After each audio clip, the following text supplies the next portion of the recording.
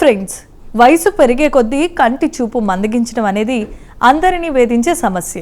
చీకటి పడితే చాలు మెనూ కార్డు చదవాలన్నా, ఫోన్ చూడాలన్నా కష్టపడే 60 ఏళ్లు పైబడిన వారిని మనం నిత్యం చూస్తూనే ఉంటాం. అయితే ముసలితనం వలన పోయిన కంటి చూపును మళ్లీ వెనక్కి తీసుకురావటం సాధ్యమేనని శాస్త్రవేత్తలు తాజాగా కనిపెట్టారు. కేవలం ఒక చిన్నపాటి ఫ్యాటీ యాసిడ్ మాయాజాలంతో ఈ చూపును ఎలా మెరుగుపరచొచ్చో ఇప్పుడు మనం చూద్దాం. ఈ పరిశోధనను అమెరికాలో యూనివర్సిటీ ఆఫ్ కాలిఫోర్నియా ఏవియన్ శాస్త్రవేత్తల బృందం నిర్వహించింది.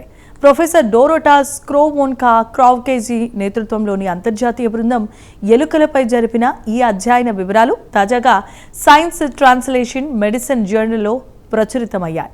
అసలు వయసు పెరిగే కొద్దీ చూపు ఎందుకని పోతుంది?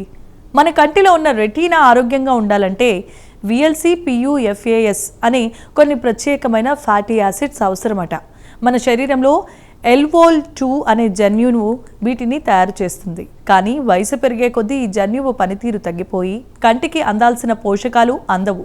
దీనివలన చూపు మందగించి మాక్యులర్ డిజనరేషన్ వంటి సమస్యలు కూడా ఏర్పడతాయి. శాస్త్రవేత్తలు ఇక్కడ ఒక వింతైన ప్రయోగాన్ని చేపట్టారు.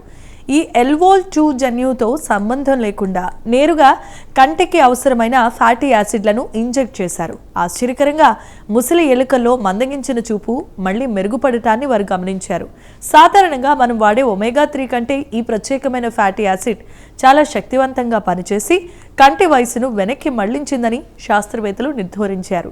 ఇక ఈ పరిశోధనలో మరో కీలకమైన విషయం కూడా బయటపడింది.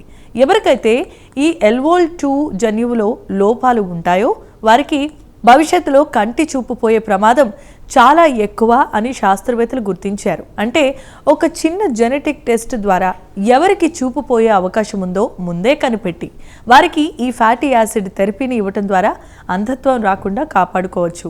ఈ ఫ్యాటీ యాసిడ్ల వల్ల ప్రభావం కేవలం కంటికి పరిమితం కాదు, మన శరీరంలో ఉన్న రోగ నిరోధక కణాలు ముసలవైపోకుండా చూడటంలో ఇవి కీలకమైన పాత్రను పోషిస్తాయని శాస్త్రవేత్తలు గుర్తించారు. అంటే ఈ థెరపీ ద్వారా భవిష్యత్తులో కంటి చూపుతో పాటు వృద్ధుల్లో రోగ నిరోధక శక్తిని పెంచడానికి, రక్త సంబంధిత క్యాన్సర్లను నివారించడానికి కూడా దారి దొరికినట్లయింది. చూశారు కదా, మనిషి శరీరంలో దాగున్న అంతు చిక్కని చిక్కుముళ్లను సైన్స్ ఎలా విప్పుతుందో.